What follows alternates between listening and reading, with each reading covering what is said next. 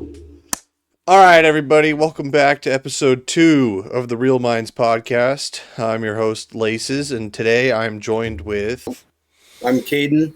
Yeah, this is Caden. I've known him a long time. He's a big movie fan, and we went and saw our main movie of the day today. You already saw it in the title and the thumbnail. It was Supergirl. But before we get into that, let's dive into some movie news. I got two things I'm going to go over real fast. First one, real quick news, because there's not a lot of info about it. But DC has officially announced, along with other animated projects, they're bringing Absolute Batman to animation, which is absolutely insane. The comics just released issue 21, and the fact that we're already getting a show just shows how much love and support. I think it's already sold millions upon millions of copies. I've been reading every issue. I'm so hyped for an Absolute Batman show. As when they give us updates about scheduling and releasing, casting, I'll probably bring it back up in more movie news. But today I just wanted to cover the announcement. Or my second thing I got is the FNAF movie got a new writer for FNAF 3. This writer who's working on it, his previous projects include It Chapter 2, Annabelle, and a couple other just absolute bangers of horror movies.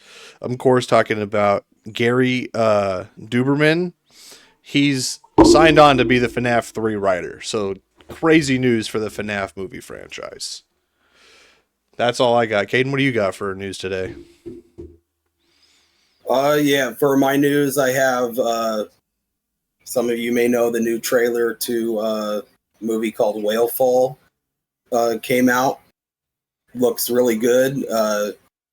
Doesn't look like a movie that a lot of people would know a lot about.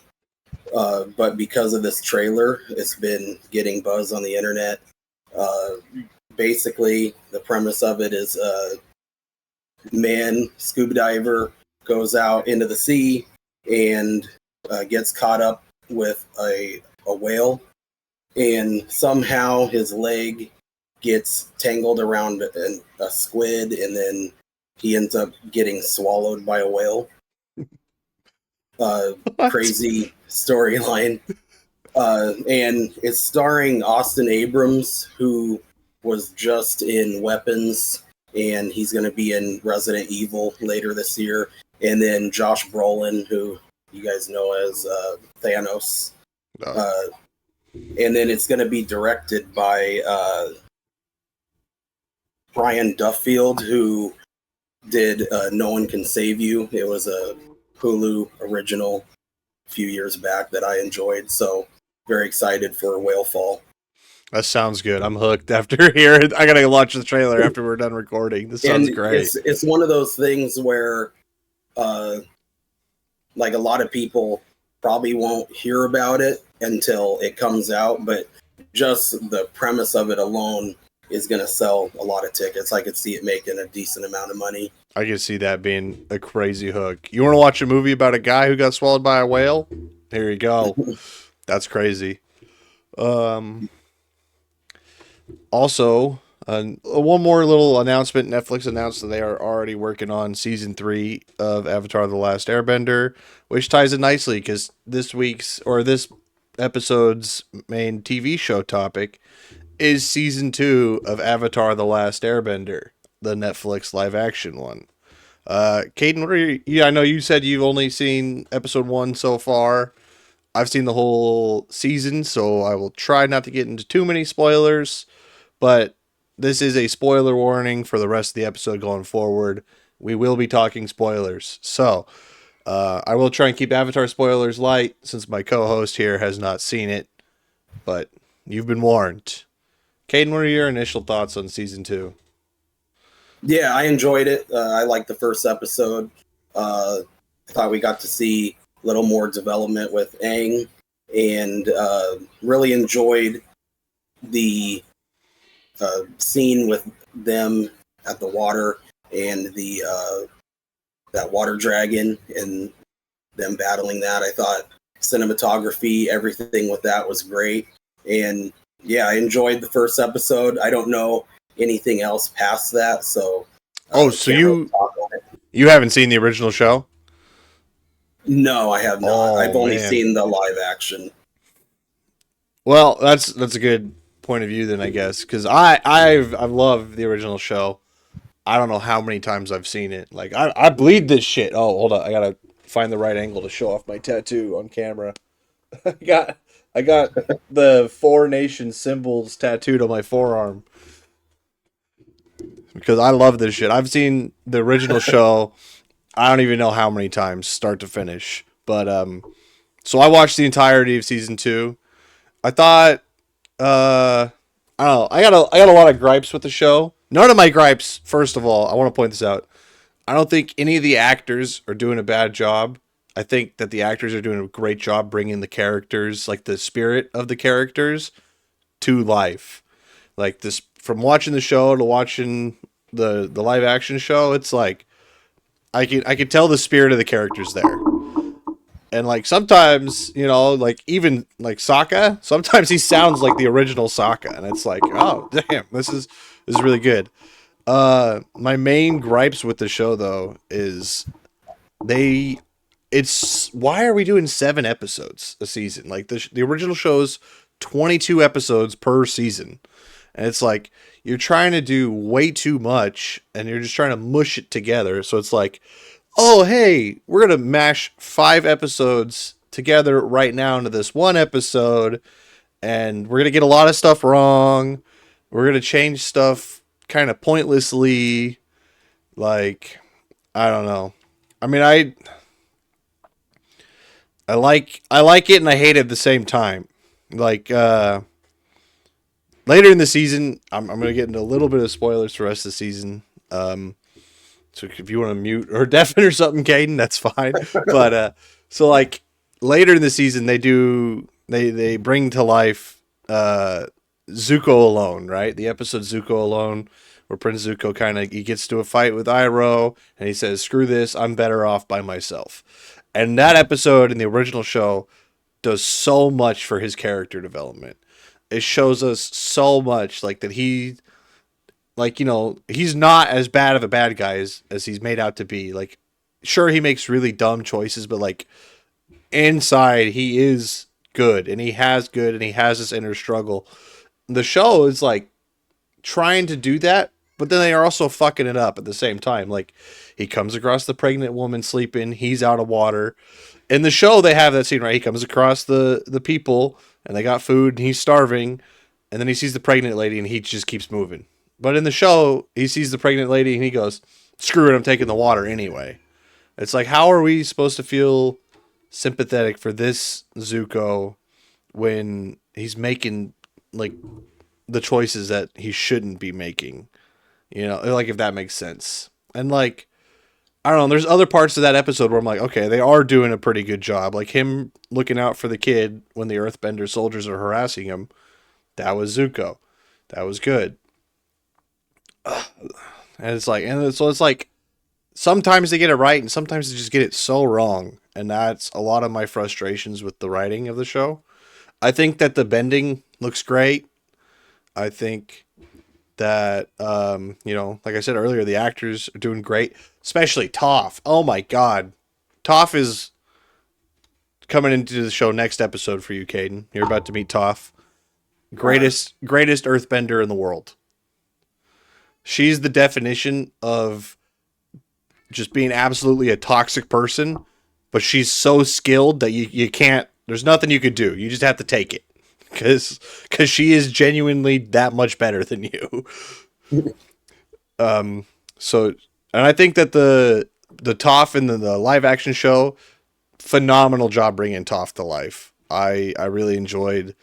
I don't know what the actress's name is, but I enjoyed her interpretation of Toph. I think that she did a great job bringing that character to the screen. And like I said, Toph's one of my favorites, so I was going to be really nitpicky if they screwed up Toph, but they didn't. They did fuck up a lot of characters this season. Like I think Long Fang, he got kind of, for a long time there. I was like, okay, they're doing pretty good with him, and then Long Fang's ending the season left me like really upset, like where he was just kind of running running with his tail tucked between his legs. I'm like, man, what are we doing? He at least was a player until the end of the show. He didn't give up and turn tail. He was like, I don't know. He was way better in the show, I thought. I think the Earth King in the show is kind of mid compared to the. Like, I mean, he wasn't great in the original show, but like, I just don't think they really brought the Earth King. I don't know. They don't. They didn't adapt him faithfully, I would say. Oh God, who else was I gonna? Oh, Jet. Don't get me started. You remember Jet from season 1?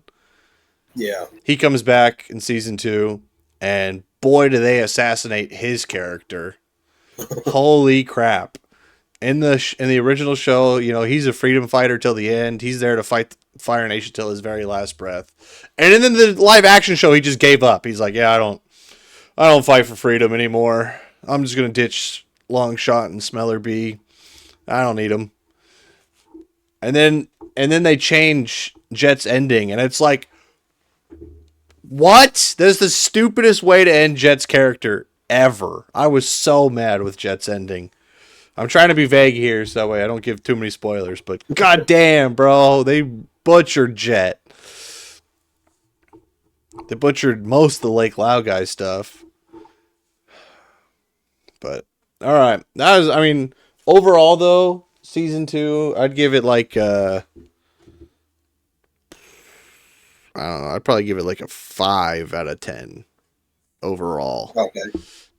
But I'm also biased because I'm comparing it to, you know, cinematic perfection that is the original show. Yeah.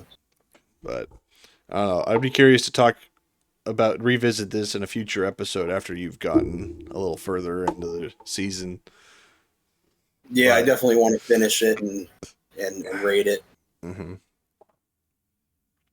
All I gotta say is, next season, season 3, if you guys, Netflix, if you're fucking watching, if you fuck up the Ember Island episode, I will be pissed. Oh my God, I will be pissed if you fuck up the Ember Island episode. All right. I think that kind of wraps up our thoughts on Avatar season 2. Let's just dive right in to Supergirl. We went and saw Supergirl. Caden, you got some thoughts for us? Yeah. I would have to say I don't think it was as great as I was hoping for after watching Superman last year. Mm-hmm. Not saying that it was bad. I enjoyed myself watching it. But there was some good and there was some bad. I think if I had to give it a score, I would probably say like maybe a 6. Yeah, I'm right there with you. 5 or 6 out of 10 for sure. I would say with Ruthie and her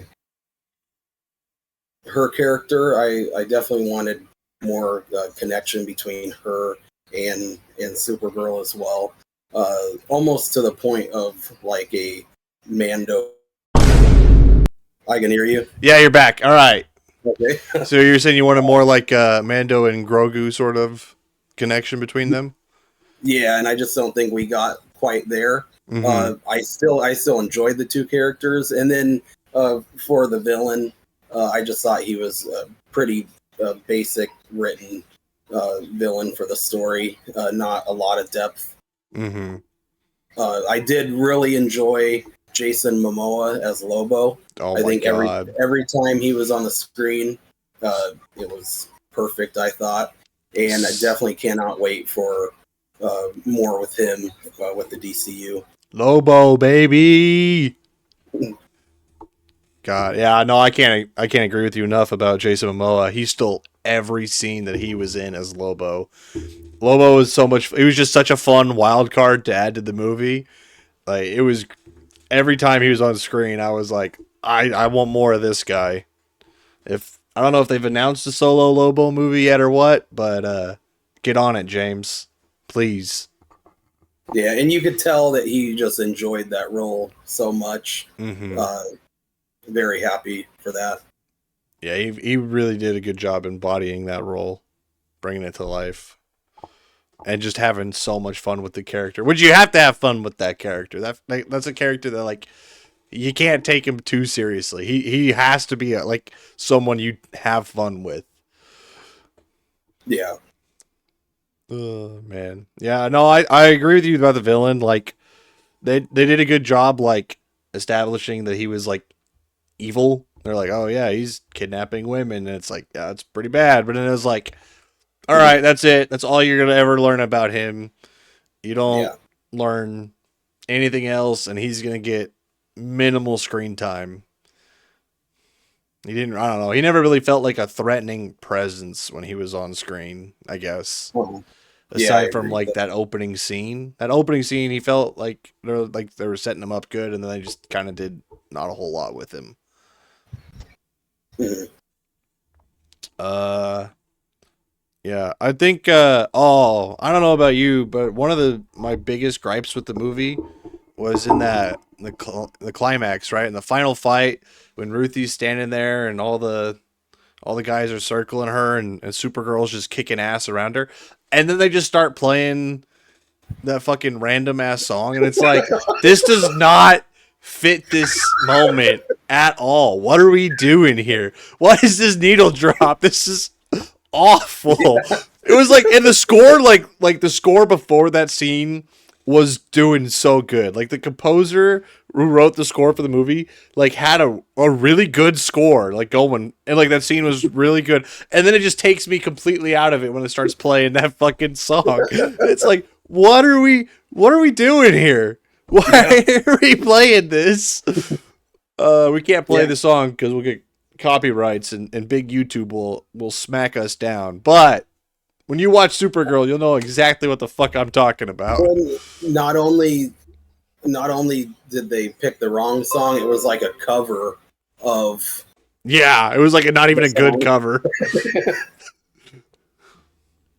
Yeah, I agree with that. It definitely took me out of that scene. I think different song choice would have changed, completely changed that because I thought Yeah, I don't even know if a different song would have helped. I honestly think that the best thing they could have done is just kept the composer's score going. Like the original movie score for that scene should have been something like, I don't know. It should have been going like an original score and not a pop yeah, culture song. Like, I don't know.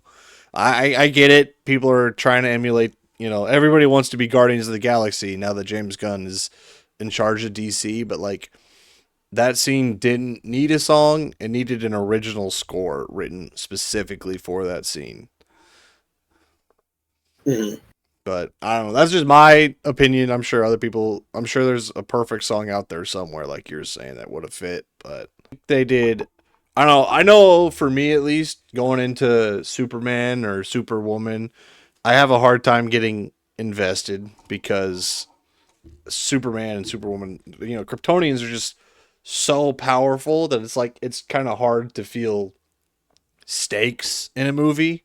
It's like, all right, well, who really cares? Like, what are the stakes here? It's like it's Superman. He's invincible in every way, shape, or form.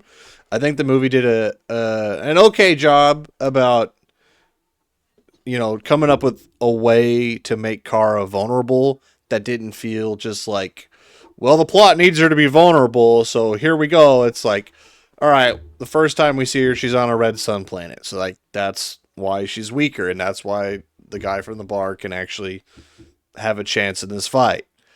Okay, now she's been poisoned, like she ingested the super powerful poison. That's why the main bad guy can get a couple good shots in because she's not at full strength here. Oh, he has okay. The Green Sun planet was really creative. I think I'll give him points for that. I haven't read the original Woman of Tomorrow comic. I know that's what they said this was based off of, so I have no idea how it worked like on accuracy wise.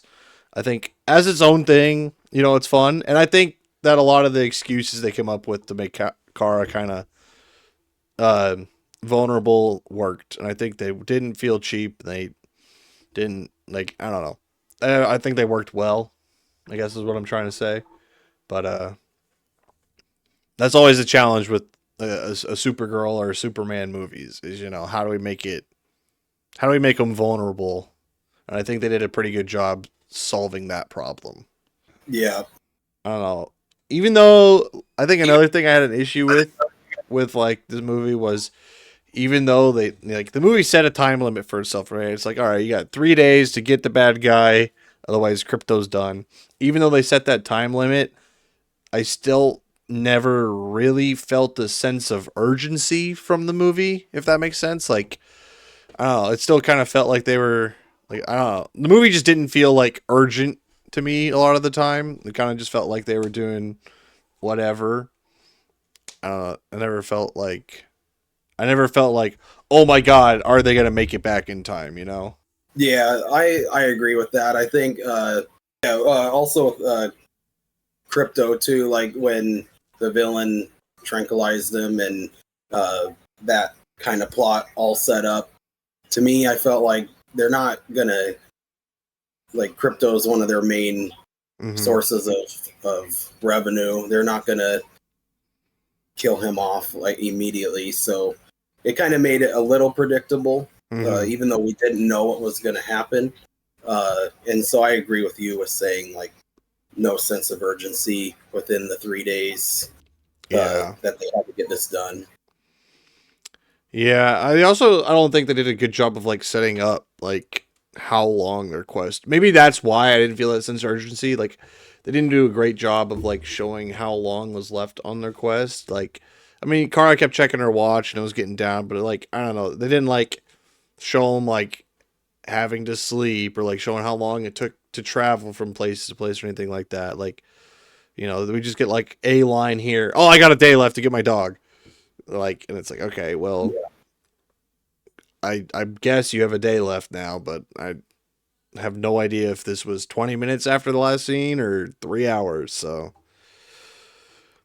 oh, um, dude, I I'm gonna be honest. I don't know if Supergirl was the right move to follow Superman for the DCU. Like, if the movie would have been great, maybe, but because it wasn't great, I don't know. I don't know. I feel like maybe something besides Supergirl should have been made as like, movie number two for the when you're building the cinematic universe. yeah, and I think that like Millie Alcock is going to be fine as Supergirl going forward, especially uh, Mm-hmm. if or when she's in Man of Tomorrow Yeah. with James Gunn directing. Uh, I have more trust in like his directing rather than Craig Gillespie. Yeah. Uh, And so yeah, and to be honest, none of my problems with this movie was Millie Alcock. I think she was fantastic as Supergirl. I think that every time she talked about Krypton and like kind of had a talk about that trauma that she went through, I think she did a fantastic job relaying that through Kara. I think you could really see that Kara is someone who is struggling because of what she's been through, and I think Millie Alcock did a fantastic job as Supergirl, and I'm excited to see her in other projects. I just think that Supergirl as a whole, the solo Supergirl, maybe wasn't the best move as when you're trying to build out a franchise. yeah, Um, yeah. With that said, do you think that this kind of, I mean, I guess it's kind of a stumble. Do you think that this jeopardizes the DCU going forward? I would say no. Like with Marvel, Mm-hmm. uh, their second movie was Incredible Hulk, right? Yeah, I guess it was. Never And even kind like of forgot about that. that didn't do too well, and uh, they were able to recover from that. I think with Clayface coming up in October and Man of Tomorrow, Mm-hmm. uh, I think they'll be just fine. Mm-hmm. How do you feel about a Batman movie or a Batman Rogues movie with no Batman in it? I would be interested in that. Yeah. That's what, well, I mean. That's what Clayface is. Like, Clayface is a Batman villain, and Mhm. there's, from all reports, no Batman in that movie. So, like, Oh yeah, I did read that earlier today. Uh, I thought that was interesting. Yeah, I don't know quite how I feel about that. Maybe because they're not bringing uh, Robert Pattinson's Batman into the DCU, as far Yeah, as I know. I hope So they don't. maybe their thought process on that was they don't want two live action Batman characters. I That's actually a great point that I haven't thought about before. Just keeping no to stop confusion, keeping Robert Pattinson's Batman and whichever DCU Batman will be separate. That's not a bad theory. Yeah, At the same time, though, it's kind of odd to like be like, oh yeah, here's a Batman villain, but no Batman. The main, what the face is, or like not the face because Superman's obviously the face of DC, but DC's top seller, the number one guy on DC's catalog, not here yet. I think that's a brave choice, but yeah. Well, and it makes me think too. It makes me wonder if Clayface is going to be like a one-off, mm-hmm. because you think that he would have somebody he's going after, like his number one person to go after in the movie, and now that he's not going to be, it makes me wonder if Clayface is going to be a character they're going to keep around, or if it's just like a one-off.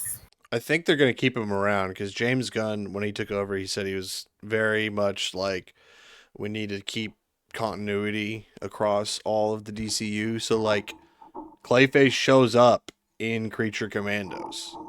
Like he shows up as an established threat, and it's like, okay, so now we're going back, we're doing an origin story for Clayface, who we know is a villain down the line. So it's like, why would we have? I don't know. I'm still in the mind of like, why would we have Clayface without Batman? You know, Yeah. but we'll see what happens come October. All right, that's when it comes out. Is October. Yeah, October. Yeah, so we'll see what happens. We'll probably, if the podcast is still around, then we'll probably talk about it. After, I mean, you think the DC's gonna be fine? I'm a little bit skeptical. I'm a little bit worried, I guess, because all right, how many DC universes have we tried to have in the last couple of years, and how many reboots have we had? And like, I don't know. I feel like DC's very much like if you don't get it right, pull the plug, And it's like I know Superman was really good, really well received, but I also know that it didn't make a whole lot of money for DC or for Warner Bros. And like Yeah, from what I'm hearing about Supergirl, obviously it's still opening weekend, so we'll see what happens, but I don't know if Supergirl is going to be the biggest financial success. So like I think James Gunn has a lot of cool ideas of like what he wants to do in the DCU. I think he needs to rein that in a little bit and focus on what needs to happen in order for the DCU to take off. Because, like, I don't know, he announced a bunch of projects forever ago. Like, The Authority is like, who's heard of that? Who's going to go see that movie? Like, if we're trying to build a DC universe, I think you need to, at this point in time, I think you need to start with the heavy hitters. Like, you need to get people, because let's be real, I don't know, superhero movie, like, it used to be, oh, Marvel released a new movie. It's making $500 million no matter what. Like Thor the Dark World's gonna make money because it's a Marvel movie. But now we're at a point where people are like, meh. Like Thunderbolts is the perfect example, right? Thunderbolts, fantastic movie, didn't yeah, make a lot of money because people are kind of like, well, who cares at this point? I don't know. People are getting over the whole superhero thing. So I think like before we do all these fun one-off projects like the Authority or whatever else James Gunn had planned, I think we need to get people reinvested back into the superhero universe, and I think he needs to do that with the heavy hitters. And if you're gonna hold off on Batman, that's fine. Use other heavy hitters. Use Wonder Woman. Like, let's get a great Wonder Woman movie. Let's get a great Flash movie. Let's hope that Lanterns is good this year when it comes out. Like let's do the Justice League and let's do it well so that way we can get the Justice League made and we get a Justice League movie that gets people interested in the DC universe. So now once they're invested, maybe they are more likely to go out and check out, the Authority. Maybe they are more likely to go check out Mr. Miracle. Like I don't know. I feel like a lot of his James Gunn's projects that he announced are like for hardcore DC fans and not so much a general audience. Where it's like Marvel made movies for a general audience, and then they branched out to do the Guardians of the Galaxy and the Ant-Man movies and like stuff that is for more comic hard fans and less a general audience. And because they built that audience, general audiences came to go see Guardians of the Galaxy because they're like, well, it's everything else Marvel's been pretty good. Let's see what this one's about. If that makes any sense. Yeah, I agree with that.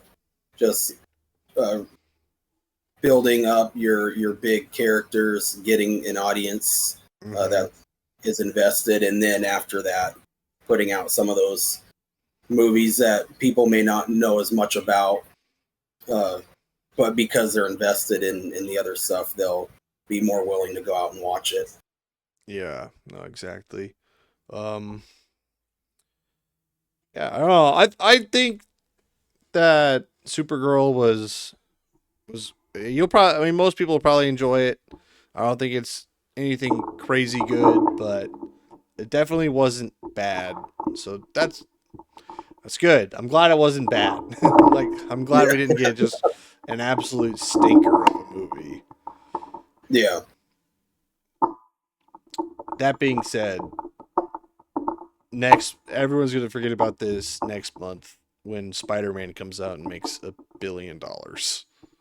oh yeah, I would definitely. be shocked if Spider-Man 4 doesn't make $1 billion at the box office. Yeah, I could almost guarantee it will. I I'm almost at the point where I'm gonna say that Spider-Man is probably gonna make more money than Avengers Doomsday. Like that's just kind of how I feel about the current like climate of Marvel projects where Spider-Man is I feel like way more is gonna make more money than Doomsday. Yeah, I could see that. I think a lot of people want to know like what's next for Mm-hmm. Tom Holland Spider Man, and for Doomsday, like you do have Robert Downey Jr. coming back Yeah. to play Victor Von Doom, but I feel like there's a lot of like unanswered stuff there. I think they'll both make a lot, but I could see Spider Man definitely making more. Yeah. Alrighty. I think that probably wraps up our thoughts. Do you have any closing thoughts about Supergirl? No, I think I we thought it was an covered. all right movie. Yeah, I think it Lobo was was. great, but Yeah, Lobo was great. I think that the movie as a whole is just a middle of the road, just a okay superhero movie. yeah, I do. Oh, I actually do have one more thing I just thought of. Um, I think that the Supergirl, like some of the flashback scenes, I feel like could have been. I feel like some of the flashbacks fucked up the pacing of the movie. Like I feel like her like telling Ruthie that the like about the Krypton's destruction I thought was good. But like the scenes of her landing on Earth and meeting Clark for the first time, I feel like those should have that should have been our cold open to the movie. I feel like that's how the movie should have started with her crashing on Earth and her and Clark meeting for the first time. I think that would have been a great way to start oh off the yeah, movie. I feel like that just happening randomly in the middle of the movie, I feel like that was kind of an odd choice that felt out of place for me. Um, I cannot believe. I mean, I guess I can believe it, but they did. I don't know if you caught it, but they doubled down on Superman's parents' message. You remember from the Superman movie, his parents' message was take over Earth and be a conqueror and all that crap. oh yeah, They double down in Supergirl. They go. There's like a little line, throwaway line when they're starting the force field around Krypton, where they're like, "Oh, look at the pod. There's Kal El." I cannot. And then the wife's like, I can't believe they decided that such a sweet baby is gonna be a conqueror of worlds. It's like, wow, you guys are doubling down on this, huh? The thing that everyone hated about Superman. Ugh. Good for you. You made a choice. You're standing by it. That was it. That was my last little thought. I'll probably edit this to have that be part of our Supergirl talk segment, and then the future of the DC later. I know I kind of sprung this on you last minute, so I will be the one to bring a hot take today. We're starting a new segment on the podcast. We're gonna bring up hot takes at the end of, or as the last segment of the episodes, or maybe not last segment, but today's last segment will be hot takes. So how this work was one of us will bring a hot take, or leave a comment with your hot take, and we'll discuss your guys's maybe next episode.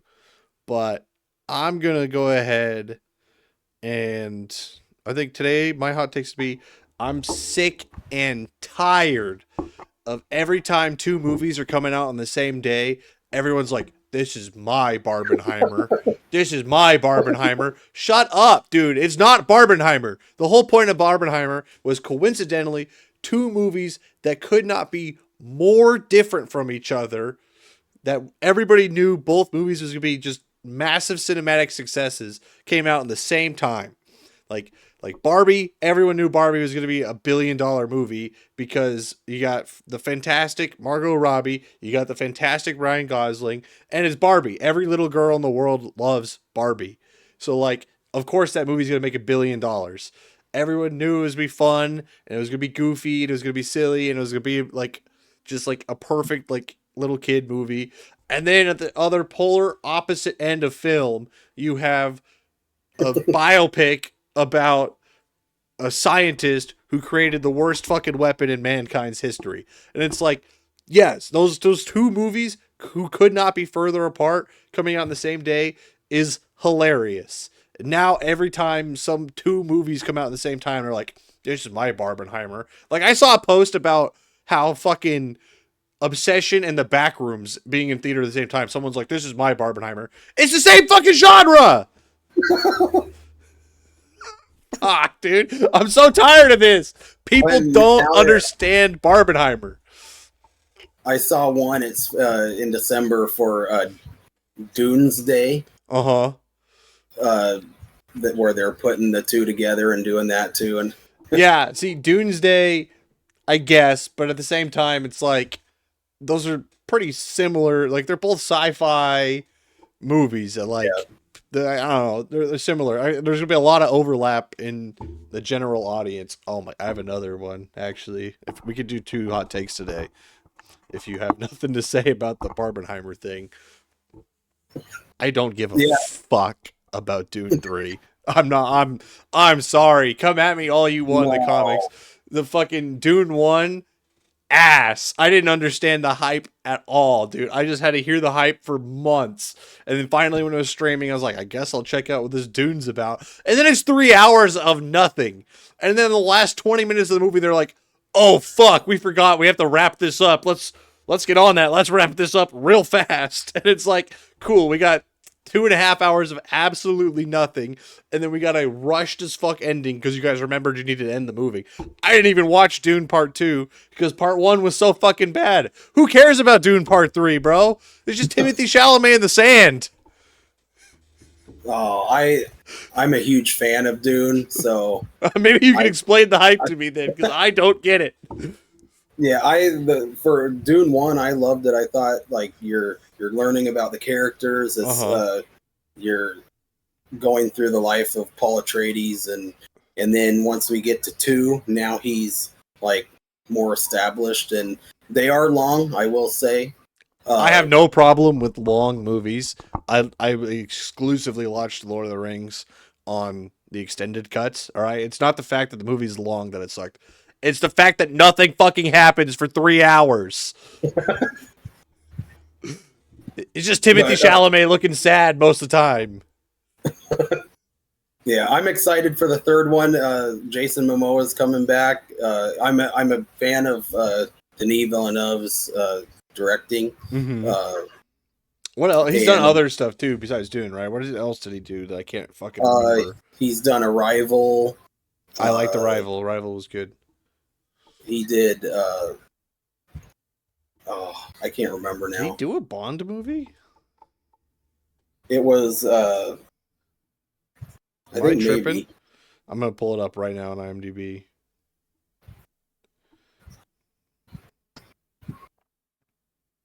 Dennis. What is he known for? Oh, he did Blade Runner 2049. He did Arrival.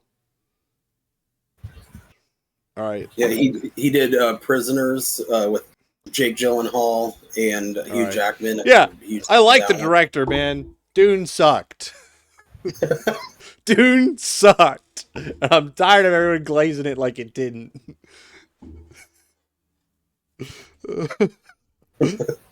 Oh man, I cannot. I don't get it, man. Just Dune 1 was bad. It had a crazy good cast. It had a crazy good cast. Did nothing with it. It was just, man, I'm so mad that everybody loves this franchise. And the only name I ever hear is Paul Atreides. Like everyone is like, name another character, please. Anybody. Well, and Dune 2 also, uh, Austin Butler's character, who Mm-hmm. was the main villain in that one. Everything with him I liked. Yeah. And then of course, they battle at the end of it. I enjoyed it. Well, maybe I'll have to watch 2 eventually, but man, 1 left such a bad taste in my mouth. I didn't even want to watch 2. It's like now we're getting a 3rd one. Who cares? Do you have any hot takes for us today, Caden? If you do, if you don't, that's fine. But Yeah, I'll give one. all right, I'm ready. Here's mine. I would say that The Flash is a great movie. The Ezra Miller Flash. Yeah, It's a great Batman movie. It's a terror. So many people did not like it. And I was one of them. I enjoyed it. I liked it. Okay. I'll refrain because I didn't like the Flash at all. I thought that it was just a horrible interpretation of the Flash. But every time Michael Keaton was on screen, the movie was a 10 out of 10, dude. If we had just had a Michael Keaton Batman movie, it would have been amazing. Dude, he was the only part of that movie that didn't suck. Yeah, I didn't think the special effects were as bad as people were saying they were. Maybe I just need to watch it again, but yeah, you need to watch that shit. Look up Nicolas Cage Superman in the Flash movie right now and tell me that looks good. Okay. Okay, I see what you mean. Dude, like what? And then they doubled down and they're like, it's because he's moving so fast. It's supposed to look funny. It's like, shut the fuck up. You just didn't hire a good VFX team. Stop trying to play it off as like, this is how it's supposed to look.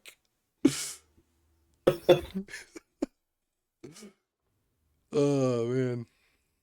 We need a good Flash movie is what we need.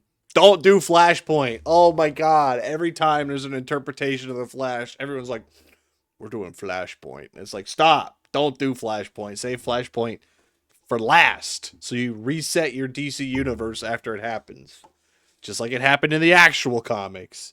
You reset the whole universe. We get the new 52 after Flashpoint. Save Flashpoint for last. Yeah. Speaking of Flashes, when we get Flash in the DCU, do you want it? Who do you want it to be? How invested in Flash lore are you? I should ask before I ask this question. What was the question? I was asking which Flash would you want it to be as our main DCU Flash?